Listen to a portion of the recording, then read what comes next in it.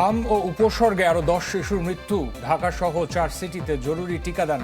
20 April সারা দেশে campaign. জ্বালানি তেল নিয়ে এখনো হযবরল অবস্থা। ফিলিং স্টেশনে লাইনে দাঁড়িয়ে থেকে অসুস্থ হয়ে রংপুরে একজনের মৃত্যু। সশস্ত্র বাহিনী দল বা পরিবারের সম্পত্তি নয় বললেন প্রধানমন্ত্রী। পিলখানা হত্যাকাণ্ডের সুষ্ঠু বিচারের আশ্বাস। পিলখানায় বিডিআর সদর দপ্তরে সংঘটিত বেদনা বিধুর অধ্যায় আজও আমাদের হৃদয় এক গভীর ক্ষত হিসাবে রক্তক্ষরণ ঘটায়, যার সুষ্ঠু তদন্ত ও ন্যায় বিচার নিশ্চিত করা বর্তমান সরকারের একটি অন্যতম অঙ্গীকার। জনগণের কথা বলতে না পারলে সংসদে থাকবে না 11 দল। অধ্যাদেশ নিয়ে বিভ্রান্তি না ছড়ানোর আহ্বান 2 মন্ত্রীর। জুলাই হত্যা চেষ্টা মামলায় জামিনে কারামুক্ত শিরিন শারমিন। মারা গেছেন সাবেক আইনমন্ত্রী শফিক আহমেদ। ম্যারাথন আলোচনার পরও সমঝোতায় পৌঁছাতে পারেনি ইরান যুক্তরাষ্ট্র। একে অন্যকে দুষছে ওয়াশিংটন তেহরান।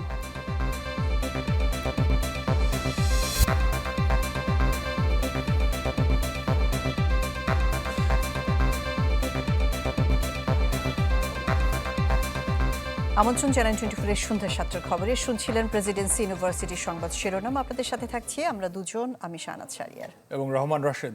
হাম ও উপসর্গে গেল 24 ঘন্টায় সারা দেশে মৃত্যু হয়েছে আরও 10 শিশুর। হাসপাতালে ভর্তি এখন পর্যন্ত 7.5 শতাধিক। এ অবস্থায় ঢাকা সহ 4 সিটি কর্পোরেশনে শুরু হয়েছে জরুরি টিকাদান কার্যক্রম। উদ্বোধন করেছেন স্বাস্থ্যমন্ত্রী। তিনি এ সময় জানিয়েছেন যে 6 মাস থেকে 5 বছর বয়সী 95% শিশুকে টিকার আওতায় আনতে পারলে হাম নিয়ন্ত্রণ সম্ভব। 1 মাসেরও কম সময়ে সারা দেশে হামের উপসর্গ নিয়ে হাসপাতালে ভর্তি হয়েছে 14,000-এর বেশি রোগী। এ সময় মৃত্যু হয়েছে 1.5 শতাধিক।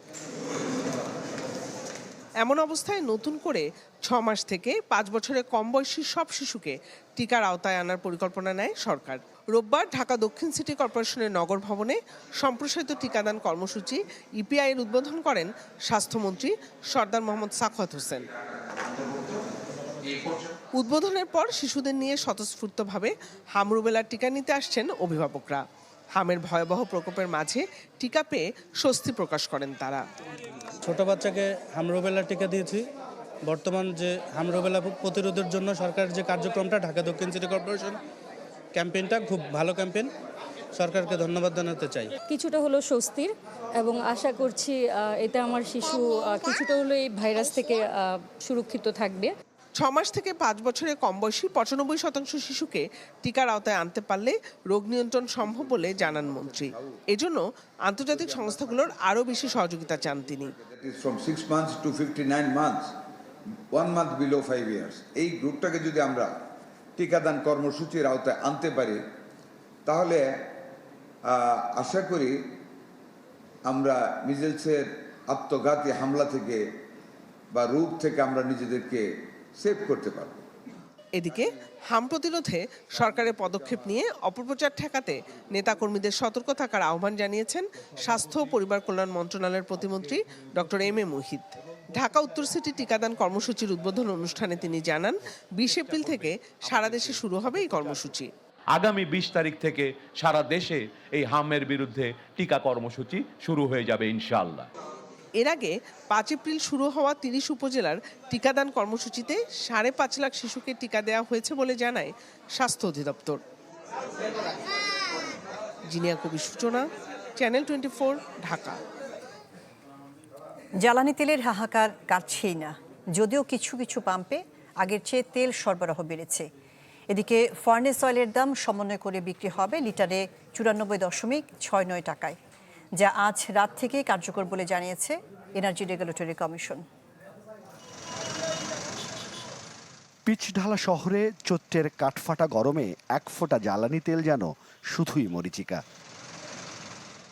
দিনের অর্ধেক সময় মানুষ ছুটছে জ্বালানির খোঁজে, ফলে মানুষের দৈনন্দিন চাহিদাগুলো ফিকে হচ্ছে দিনে দিনে। তীব্র রোদে প্রতিদিন ঘন্টার পর ঘন্টা অপেক্ষার শেষ কবে হবে? জানেন না তারাও। ধৈর্যর শেষ নেই, আর ধৈর্য আর নাই শেষ, এমনি রোহিত জীবনও শেষ, যাত্রাও শেষ। মার খেতে খেতে যেরকম সহ্য হয় সেমন, সেই যখন বেরোই তখন প্ল্যান করেই বের হয়ে যায়, আজকে 5 ঘন্টার সময় দাঁড়ান থাকতে পারে। এখানে আমাদের অনেক ওয়ার্কিং টাইমটা খেয়ে যাচ্ছে। 4 ঘন্টা লাগুক 10 ঘন্টা লাগুক দাঁড়ায় এত তেল নিতে হবে, কারণ তেল না নিলে তো গাড়ি বন্ধ হয়ে থাকবে। পর্যাপ্ত মজুদ আছে সরকারের পক্ষ থেকে, এমনটি বারবার বলা হলেও ফিলিং স্টেশনগুলোর চিত্র ভিন্ন। তবে কিছু কিছু পাম্পে আগের চেয়ে তেল সরবরাহ বেড়েছে দ্বিগুণ। ফিলিং স্টেশনের কর্মরতরা বলছেন, এভাবে প্রতিদিন সরবরাহ বাড়লে স্বস্তি মিটবে। আমরা ওয়াকটেন পেয়েছি 18,000 লিটার এবং ডিজেল পেয়েছি 13,500। এই সাম্প্রতিক সময়ের মধ্যে আজকে সবচেয়ে বেশি বরাদ্দ পেয়েছি আমরা। এদিকে চলতি মাসে 4 ধাপে আসবে আরও 32,000 টন জ্বালানি তেল। হিরণ খান, চ্যানেল 24, ঢাকা। তীব্র গরমে রংপুরে জ্বালানি তেল নিতে গিয়ে লাইনে দাঁড়িয়ে অপেক্ষা করতে করতে অসুস্থ হয়ে মারা গেছে একজন, তার নাম মেহেদি হাসান। তীব্র রোদে দীর্ঘ সময় জ্বালানির জন্য অপেক্ষার এক পর্যায়ে অসুস্থ হয়ে গেলে হাসপাতালে ভর্তি করা হয় তাকে। সেখানে চিকিৎসাধীন অবস্থায় মারা যান তিনি। এদিকে একই জেলায় তেল নেয়াকে কেন্দ্র করে গ্রাহকদের মধ্যে হাতাহাতির ঘটনা ঘটেছে, এতে 3 জন আহতের খবর পেয়েছি আমরা। ঢাকা ও রাজশাহীতে ফুয়েল পাস অ্যাপের মাধ্যমে কিছু পাম্পে তেল দেওয়া হচ্ছে, কিন্তু সেখানেও দীর্ঘ লাইনে অপেক্ষা করতে হয় গ্রাহকদের। সশস্ত্র বাহিনী কোনো ব্যক্তি, দল বা পরিবারের সম্পত্তি নয়। ঢাকা সেনানিবাসে এক অনুষ্ঠানে কথা বলেছেন প্রধানমন্ত্রী তারেক রহমান। তিনি জানিয়েছেন, বিশ্ব দরবারে মাথা উঁচু করে দাঁড়াবে এমন দেশ গড়তে চায় সরকার। তিনি আশ্বাস দেন পিলখানা হত্যাকাণ্ডের সুষ্ঠু বিচার নিশ্চিতের। প্রধানমন্ত্রী হওয়ার পর প্রথমবার ঢাকা সেনানিবাসের দরবার হলে তারেক রহমান শুরুতে শুভেচ্ছা বিনিময় করেন 3 বাহিনীর প্রধানের সাথে। পুনঃপ্রতিষ্ঠিত বক্তব্যে সশস্ত্র বাহিনীর বিগত সময়ের অবদানের কথা তুলে ধরেন প্রধানমন্ত্রী। জানান, এই বাহিনী নিয়ে সরকারের নানা পরিকল্পনার কথা। সশস্ত্র বাহিনী কোনো নির্দিষ্ট ব্যক্তি, পরিবার কিংবা দলের সম্পত্তি নয়। দেশের স্বাধীনতা, সার্বভৌমত্ব রক্ষা করাই আমাদের প্রতিটি সদস্যের একমাত্র এবং পবিত্র চূড়ান্ত দায়িত্ব। এ সময় পেশাদারিত্বের সাথে কোনো আপোষ না করতে সশস্ত্র বাহিনীর প্রতি আহ্বান জানান সরকার প্রধান। বলেন, কারো আধিপত্য নয়, বিশ্ব দরবারে মাথা উঁচু করে দাঁড়াবে এমন বাংলাদেশ গড়তে চায় সরকার। পেশাদারিত্বের প্রশ্নে কোনো আপোষ না করে সশস্ত্র বাহিনীকে সবসময় একটি সুউচ্চ আদর্শিক অবস্থানে থাকতে হবে। বাংলাদেশকে আমরা এমন একটি রাষ্ট্র হিসেবে গড়ে তুলতে চাই যে বাংলাদেশ কারো আধিপত্য মেনে নেবে না, যে বাংলাদেশ বিশ্ব দরবারে মাথা উঁচু করে দাঁড়াবে। আন্তর্জাতিক সম্পর্কের মাত্রা নির্ধারিত হবে পারস্পরিক সম্মান, স্বার্থ এবং সমতার ভিত্তিতে। তারেক রহমান বলেন, পিলখানা হত্যাকাণ্ডের সুষ্ঠু তদন্ত এবং বিচার নিশ্চিত করবে সরকার। পিলখানায় বিডিআর সদর দপ্তরে সংঘটিত বেদনা বিধুর অধ্যায় আজও আমাদের হৃদয় এক গভীর ক্ষত হিসাবে রক্তক্ষরণ ঘটায়, যার সুষ্ঠু তদন্ত ও ন্যায় বিচার নিশ্চিত করা বর্তমান সরকারের একটি অন্যতম অঙ্গীকার।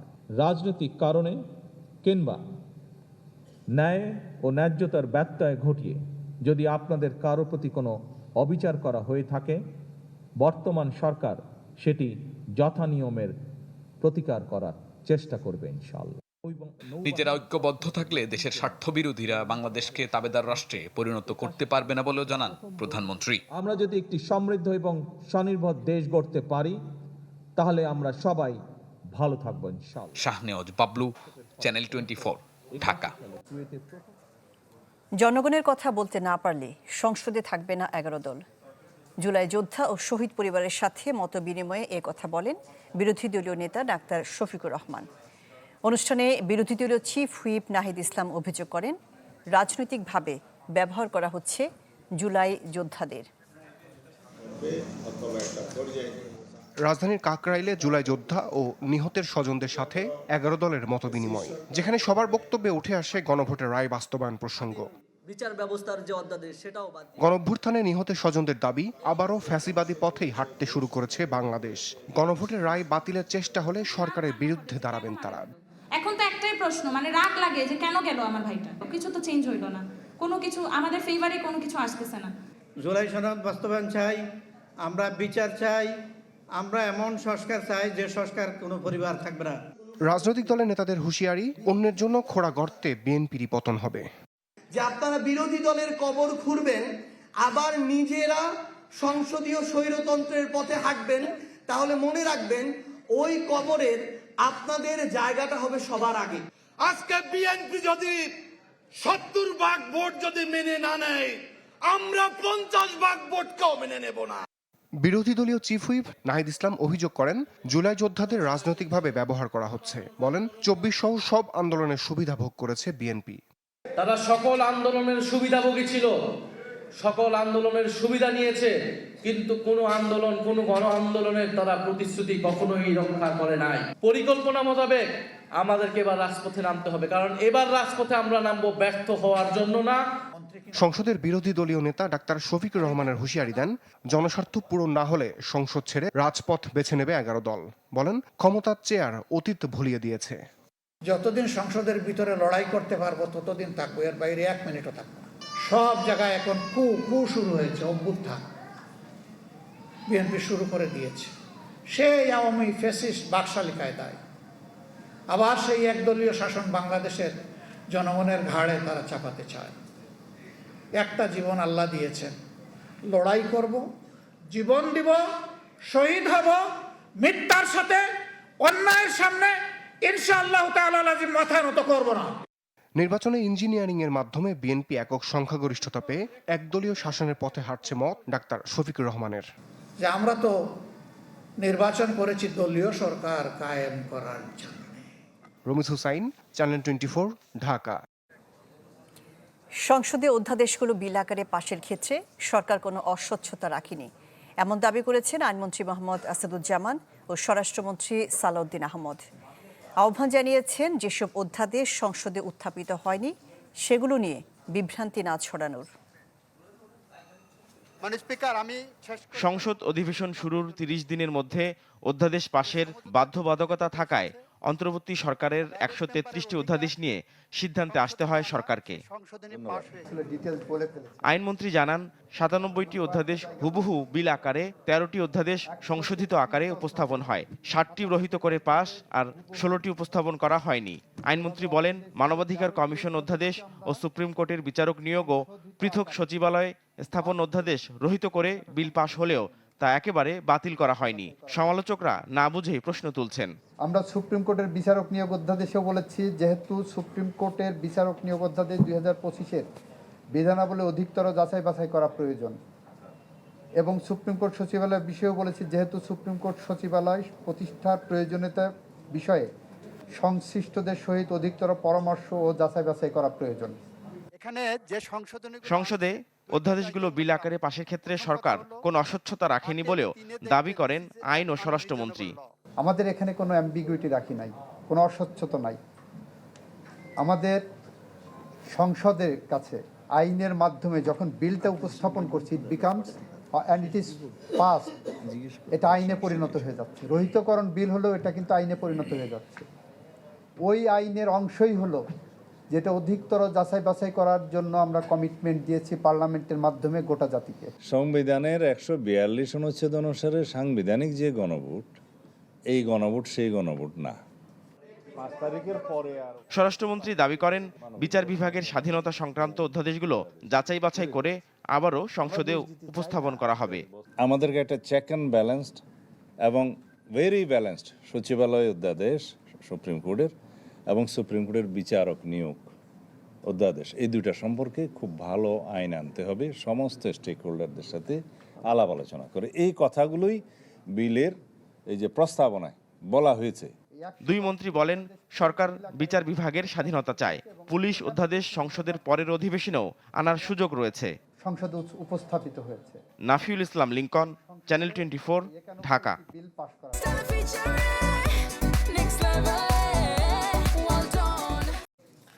জুলাই আন্দোলনে হত্যা চেষ্টা মামলায় জামিনে মুক্তি পেলেন জাতীয় সংসদের সাবেক স্পিকার ডক্টর শিরিন শারমিন চৌধুরী। বিকেলে কাশিমপুর কেন্দ্রীয় কারাগার থেকে মুক্তি পেয়েছেন তিনি। আজ দুপুরে 50,000 টাকা মুচলেকায় তাঁকে জামিন দেন ঢাকার অতিরিক্ত chief metropolitan magistrate Zakir Hossain. July আন্দোলনে রাজধানীর লালবাগ থানার আশরাফুল ওরফে ফাহিন হত্যা চেষ্টা মামলায় জামিন পেলেন জাতীয় সংসদের সাবেক স্পিকার ডক্টর শিরিন শারমিন চৌধুরী। শুনানিতে সাবেক স্পিকারের পক্ষে আইনজীবী আদালতকে জানান, শিরিন শারমিন অসুস্থ, মৃত্যু পথযাত্রী। আসামির হার্টের সমস্যা ও বয়স বিবেচনায় তার জামিন আবেদন করেন আইনজীবীরা। মাননীয় আদালত ওনাকে জামিন দিয়েছেন, ওটা পরিষ্কার করে বলেছেন যে ওনার স্বাস্থ্যগত কারণে, এবং অবশ্যই ওনার একটা ক্লিন ইমেজের ব্যাপার এখানে, মানে অবশ্যই এখানে রোল প্লে করে। এই জামিন আবেদনের বিরোধিতা করে রাষ্ট্রপক্ষের আইনজীবী ওমর ফারুক ফারুকি বলেন, ফ্যাসিস্ট শেখ হাসিনার একজন সহযোগী ছিলেন ডক্টর শিরিন শারমিন। তদন্তাধীন বিষয়ে আসামির জামিন দিলে তদন্তে ব্যাঘাত ঘটবে। তার জামিনের আমরা বিরোধিতা করেছি, তাকে যেন জামিন না দেওয়া হয়। উভয় পক্ষের শুনানি শেষে আদালত পুলিশ রিপোর্ট দাখিল পর্যন্ত 50,000 টাকা মুচলেকায় আসামির জামিন মঞ্জুর করেন। মাসুদুর রহমান, চ্যানেল 24, ঢাকা। সাবেক আইনমন্ত্রী ব্যারিস্টার শফিক আহমেদ আর নেই। বিকেলে রাজধানীর একটি হাসপাতালে চিকিৎসাধীন অবস্থায় মারা যান তিনি। গতকাল শারীরিক অবস্থার অবনতি হলে হাসপাতালে ভর্তি করা হয় তাকে। 2009 সালের জানুয়ারি থেকে 2014 সালের জানুয়ারির মাঝামাঝি পর্যন্ত তৎকালীন আওয়ামী লীগ সরকারের আইনমন্ত্রীর দায়িত্ব পালন করেন শফিক আহমেদ। মৃত্যুকালে তার বয়স হয়েছিল 89 বছর।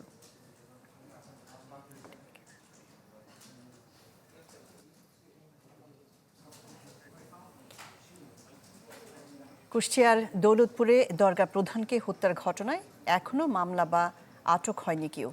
জানা গেছে যে ফেসবুকে 6 থেকে 7টি আইডি দিয়ে পুরনো ভিডিও ছড়ানো হয় এবং এরপর মব তৈরি করে হত্যা করা হয় শামীম জাহাঙ্গীরকে। এখনো চাপা আতঙ্কে ফিলিপনগর গ্রামের মানুষ। দরবার প্রধান শামীম জাহাঙ্গীরকে হত্যার একদিন পর ঘটনাস্থলে গিয়ে মেলে নেপথ্যের বেশ কিছু তথ্য। 10 এপ্রিল ফেসবুকের একটি আইডি থেকে শামীম জাহাঙ্গীরের 36 সেকেন্ডের একটি ভিডিও আপলোড করা হয়। এরপর সেগুলো ছড়ায় বিভিন্ন আইডি ও ব্যক্তিগত মেসেঞ্জারে। কমেন্ট বক্সে জমতে থাকে প্রতিক্রিয়া। ঘটনার দিন সকাল থেকে দরবারের আশপাশে ভিড় জমায় কথিত তৌহিদি জনতা। দুপুর গড়াতেই ধর্ম অবমাননার অভিযোগ এনে মিছিল বের করা হয়। সেখান থেকে হামলা ও হত্যার নেতৃত্ব দেন স্থানীয় কয়েকজন। এভাবে মব তৈরি করে হত্যার ঘটনায় তীব্র নিন্দা জানিয়েছেন ফিলিপনগর গ্রামের মানুষ। হত্যার বিচার চাইলেন দরবার প্রধানের স্বজন ও ভক্তরাও। এটা খারাপ হয়েছে, খারাপ হয়েছে। মানুষ হয়, মানুষ একটু মারে। আমরা চাচ্ছি তাকে যে এইভাবে বাইরে মারি ফেলে দেওয়া হলো, আপনাদের আইনের ইয়াতে যা হয় আপনারা তাই করবেন। রোববার ঘটনাস্থল পরিদর্শন করেন খুলনা রেঞ্জ পুলিশের ঊর্ধ্বতন কর্মকর্তারা। জানান অপরাধীদের খোঁজে গোয়েন্দা তৎপরতা শুরু হয়েছে। যে হত্যাকাণ্ডটা হয়েছে এটাও শোভনীয় না। এটা আসলে প্রশাসনকেই দায়িত্ব দিলে প্রশাসন আইন হাতে নিয়ে ব্যবস্থা নিত। না, এখনো আটক হয় না, আটকের চেষ্টা চলছে। আর লোকাল আমাদের যে পুলিশ সুপার আছে তাকে আমরা নির্দেশ দিয়েছি। এদিন ময়নাতদন্ত ও জানাজা শেষে ফিলিপনগর গ্রামে দাফন করা হয় শামীম জাহাঙ্গীরকে। Desk report, channel 24। চলতি বছরের হজ ফ্লাইট শুরু হচ্ছে 17 এপ্রিল। উদ্বোধন করবেন প্রধানমন্ত্রী তারেক রহমান। সচিবালয়ে একথা জানিয়েছেন ধর্মমন্ত্রী কাজী শাহ মোফাজ্জল হোসেন কায়কোবাদ। 2026 সালে বাংলাদেশ থেকে মোট হজ যাত্রী 78,500 জন। হাজিদের উপরে কোনো অবিচার সহ্য করা হবে না। হাজিদের খেদমত করার জন্যে উনি নির্দেশ প্রদান করেছেন, সুন্দর এবং ভালোভাবে হজ পালন করতে পারে হাজিরা, সেই বিষয়ে উনি অনেক নির্দেশনা দিয়েছেন। পুরনো বছরকে বিদায় আর নতুন বছরকে বরণ করে নিতে শুরু হয়েছে চাকমা সম্প্রদায়ের 3 দিনের বিজু উৎসব। সূর্যোদয়ের সাথে সাথে নদীতে ফুল ভাসিয়ে উৎসবের প্রথম দিন শুরু হয় ফুল বিজু। এতে নতুন বছরের জন্য সুন্দর ও শান্তি প্রার্থনা করেন চাকমা নারী, পুরুষ ও শিশুরা। নারীরা ঐতিহ্যবাহী পোশাক পিনন হাদি ও পুরুষেরা ধুতি পরে যোগ দেন উৎসবে, যেখানে অংশ নেন পাহাড়ের অন্য সম্প্রদায়ের মানুষও।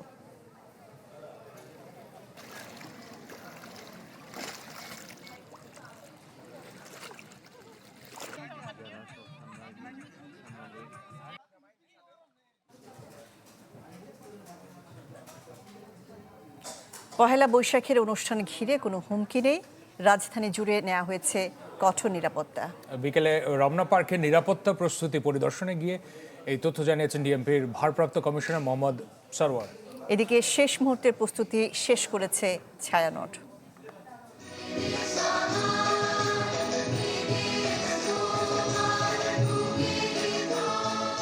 সংস্কৃতি বিরোধী অপশক্তিকে তুচ্ছ করে ধর্মবর্ণ নির্বিশেষে নতুনের আবাহন।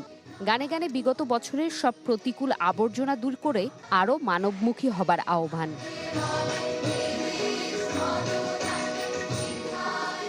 চিত্তজেথা ভয়শূন্য, উচ্চ জেথা শির প্রতিপাদ্যে বাংলা 1433কে স্বাগত জানাতে প্রস্তুত ছায়ানট, যেখানে সকালের স্নিগ্ধ প্রকৃতি, মানব ও দেশপ্রেমের গানের সাথে থাকবে লোক জনজীবনের সুর। রমনা বটমূলে ঐতিহ্যবাহী এই আয়োজন ঘিরে সংবাদ সম্মেলনে সব শঙ্কা, অনিশ্চয়তা, আতঙ্কের অবসান চায় ছায়ানট। আমরা নির্ভয়ে সব ধরনের গান গাইতে চাই, সংস্কৃতির সকল প্রকাশ যেন নির্বিঘ্ন হয়। বাঙালি যখন আপন বর্ষবরণের আয়োজন করছে, তখন মার্কিন ইসরায়েলি যুদ্ধবাজরা হাজার বছরের পারস্য সভ্যতার ধ্বংসলীলায় মত্ত। বিশ্ব জনজীবন বিপর্যয়ের সম্মুখীন, সব শঙ্কা, অনিশ্চয়তা, আতঙ্কের অবসান চায় ছায়ানট। ডিএমপি বলছে উদযাপন ঘিরে রাজধানীর রমনা পার্ক ও আশপাশ এলাকায় নেওয়া হয়েছে কঠোর নিরাপত্তা ব্যবস্থা। অনুষ্ঠানে নিষিদ্ধ করা হয়েছে মুখোশ, ব্যাগ ও ধারালো বস্তু বহন। অনুষ্ঠান স্থলের গুরুত্বপূর্ণ স্থানের উপর থেকে মনিটরিং করার জন্য পর্যাপ্ত সংখ্যক পর্যবেক্ষণ টাওয়ার সহ রুফটপে ফোর্স মোতায়েন থাকবে। অনুষ্ঠানস্থলে কোনো প্রকার মুখোশ, ব্যাগ, ধারালো বস্তু বা দাহ্য পদার্থ নিয়ে আসা যাবে না। এছাড়া শেষ সময়ের প্রস্তুতিতে ব্যস্ত ঢাকা বিশ্ববিদ্যালয়ের চারুকলা অনুষদও। রং তুলির আঁচড়ে রঙিন হয়ে উঠেছে বৈশাখী শোভাযাত্রার নানা অনুষঙ্গ। জোমাতুল বিদা, চ্যানেল 24, ঢাকা। জাতীয় সংসদ ভবনে স্পিকারের কার্যালয়ে শপথ নিলেন শেরপুর 3 ও বগুড়া 6 আসনে নবনির্বাচিত 2 সংসদ সদস্য। 12 ফেব্রুয়ারি অনুষ্ঠিত ত্রয়োদশ জাতীয় সংসদ নির্বাচনে বগুড়া 6 আসনে জয়ী হয়েছিলেন বিএনপি চেয়ারম্যান তারেক রহমান। পরে তিনি আসনটি ছেড়ে দিলে 9 এপ্রিল উপনির্বাচনে বিজয়ী হন রেজাউল করিম বাদশা। অন্যদিকে শেরপুর 3 আসনে নির্বাচনের আগে এক প্রার্থীর মৃত্যুতে ভোট গ্রহণ স্থগিত হয়ে যায়। 9 এপ্রিল সেখানেও নির্বাচন অনুষ্ঠিত হয়েছে, সেখানে বিজয়ী হয়েছেন বিএনপি প্রার্থী মাহমুদুল হক রুবেল।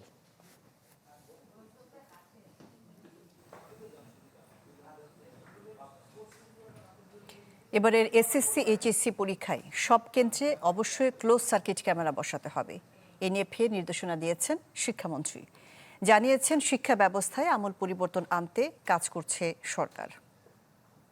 আগামী দিনগুলোতে আগামী বাংলাদেশের গড়ার প্রত্যয় নিয়ে আমরা এই শিক্ষা ব্যবস্থাকে আরও ঢেলে সাজানোর ব্যবস্থা করব এবং আপনাদের সহযোগিতা অত্যন্ত কাম্য। প্রিয় শিক্ষকগণ, আপনাদের উপরে জাতি তাকিয়ে আছে। পিএসএল এর মাঝপথে দেশে ফিরলেন 4 ক্রিকেটার। নিউজিল্যান্ড সিরিজের জন্য খেলা হচ্ছে না আসরের বাকি অংশে, যদিও প্রথম 2 ওয়ানডের জন্য দলে নেই লাহোর কালান্দার্সের পারভেজ ইমন। তবে ইনজুরির কারণে টুর্নামেন্টের বাকি অংশ থেকে ছিটকে গেছেন বাংলাদেশি ব্যাটার। পারভেজ ইমনের সঙ্গী হয়েছেন নিউজিল্যান্ড সিরিজের স্কোয়াডে থাকা মুস্তাফিজুর রহমান, রিশাদ হোসেন ও তানজিদ তামিম। আজ ভোরে হজরত শাহজালাল আন্তর্জাতিক বিমানবন্দরে তারা পৌঁছান। এদিকে সোমবার ম্যাচ খেলে ফিরবেন বাকি 2 ক্রিকেটার নাহিদ রানা আর শরীফুল ইসলাম।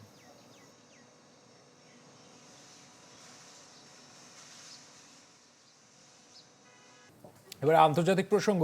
21 ঘন্টার ম্যারাথন আলোচনা, আকাশসম প্রত্যাশা আর যুদ্ধবিরতির অনিশ্চয়তার মাঝেই ভেস্তে গেল যুক্তরাষ্ট্র ইরান শান্তি আলোচনা। চুক্তি না করেই ইসলামাবাদ ছেড়ে গেছেন মার্কিন ভাইস প্রেসিডেন্ট জেডি ভ্যান্স। তিনি বলেছেন, সমঝোতা না হওয়া যুক্তরাষ্ট্রের চেয়ে ইরানের জন্য বরং বড় দুঃসংবাদ। ওদিকে ইরান বলছে যে মার্কিনীদের অযৌক্তিক দাবির কারণে ব্যর্থ হয়েছে এই আলোচনা।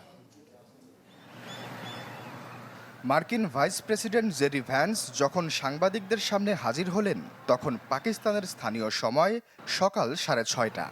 এর আগে আলোচনায় ব্যয় হয়েছে 21 ঘন্টা। চোখে মুখে সেই ক্লান্তি আর নিষ্ফল আলোচনার হতাশা নিয়ে জানালেন, ফিরছেন খালি হাতে। The bad news is that we have not reached an agreement And I think that's bad news for Iran much more than it's আমরা 21 ঘন্টা আলোচনা করেও কোনো চুক্তিতে পৌঁছাতে পারিনি। আমরা খালি হাতে ফিরে যাচ্ছি। এটা যুক্তরাষ্ট্রের জন্য যতটা না দুঃসংবাদ তার চেয়ে বেশি ইরানের জন্য। 3 মিনিটের সংবাদ সম্মেলনে ভ্যান্স এও বলেন, যুক্তরাষ্ট্রের পক্ষ থেকে সেরা ও সবশেষ অফার দেয়া হয়েছে ইরানকে। তবে কি সেই অফার, সেটি অবশ্য খোলাসা করেননি। এখান থেকে বেরিয়ে সোজা চলেন এয়ারফোর্স 2-তে। যেভাবে করমর্দন করে ইসলামাবাদে নেমেছিলেন সেভাবেই নেন বিদায়। ইসলামাবাদ থেকে বিদায় নিয়েছে ইরানের প্রতিনিধিরাও।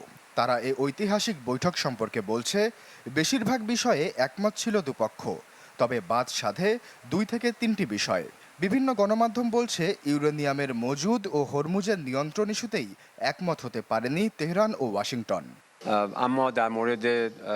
আমরা বেশ কিছু বিষয়ে বোঝাপড়ায় পৌঁছেছিলাম, কিন্তু 2-3টি গুরুত্বপূর্ণ বিষয়ে মতামতের মধ্যে বেশ ব্যবধান ছিল এবং শেষ পর্যন্ত তা কোনো চুক্তিতেই পৌঁছায়নি। প্রায় 40 দিনের চাপিয়ে দেওয়া যুদ্ধের পর অবিশ্বাস, সন্দেহ ও বিদ্বেষে ভরা এক পরিবেশে বৈঠক হয়েছে। তাই এটা শুরু থেকেই কেউ আশা করেনি যে আমরা একটি অধিবেশনে চুক্তিতে পৌঁছাতে পারব।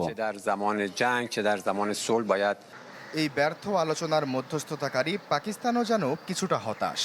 দেশটির পররাষ্ট্রমন্ত্রী বৈঠকের পর দুপক্ষকে আহ্বান জানান যুদ্ধবিরতির প্রতি সম্মান রেখে আলোচনা অব্যাহত রাখার। আমরা আশা করি টেকসই শান্তি ও সমৃদ্ধির জন্য উভয় পক্ষে ইতিবাচক মনোভাব বজায় রাখবে।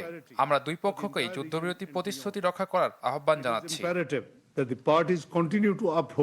ইসলামাবাদের সেরেনা হোটেলে রুদ্ধদ্বার ত্রিপাক্ষিক বৈঠকে যখন প্রতিনিধিদের ঘুম খাওয়া শিখে উঠেছে, তখন মার্কিন প্রেসিডেন্ট মার্শাল আর্ট খেলা দেখতে ব্যস্ত।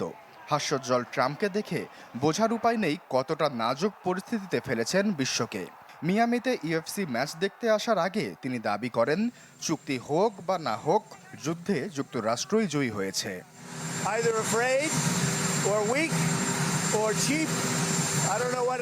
আশ্বাস চৌধুরী, চ্যানেল 24। চলে গেলেন ভারতের কিংবদন্তি কণ্ঠশিল্পী আশা ভোসলে। মুম্বাইয়ের একটি হাসপাতালে আজ তিনি মারা গেছেন। প্রখ্যাত এই সঙ্গীত শিল্পীর বয়স হয়েছিল 92 বছর। তার মৃত্যুতে শোকের ছায়া নেমেছে উপমহাদেশের সঙ্গীত অঙ্গনে।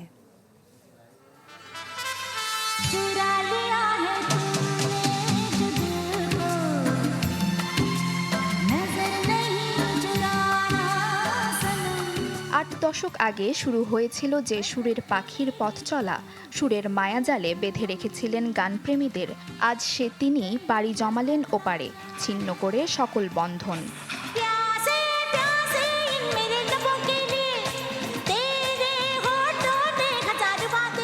ভারতীয় কিংবদন্তি সঙ্গীত শিল্পী, যার মৃত্যুর খবরে আজ শোকাহত গোটা উপমহাদেশ।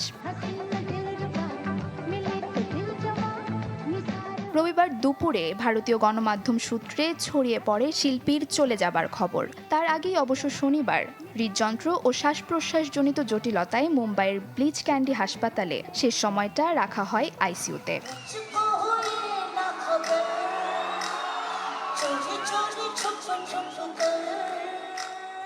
1933 সালে জন্ম নেয়া আশা ভোসলে মাত্র 9 বছর বয়সে সঙ্গীতের আঙিনায় পা রাখেন। বড় বোন লতা মঙ্গেশকরের বিশাল ছায়ার পাশে থেকেও নিজের অসামান্য প্রতিভা আর কণ্ঠের জাদুতে তিনি গড়ে তুলেছিলেন এক স্বতন্ত্র পরিচয়। ব্যক্তিগত জীবনে অনেক লড়াই ও বিচ্ছেদের যাতনা সহ্য করলেও সুরের ভুবনে তিনি ছিলেন অপ্রতিরোধ্য। 82 বছরের ক্যারিয়ারে অর্জন করেছেন জাতীয় চলচ্চিত্র পুরস্কার সহ একাধিক সম্মাননাও। 92 বছরে জীবনের যবনিকা টানা এই শিল্পীর শেষকৃত্য সম্পূর্ণ হবে সোমবার বিকেলে। সুরের এই সম্রাজ্ঞী বিদায় নিলেও তার হাজারো কালজয়ী গান কোটি সঙ্গীত প্রেমী হৃদয়ে তাকে অমর করে রাখবে।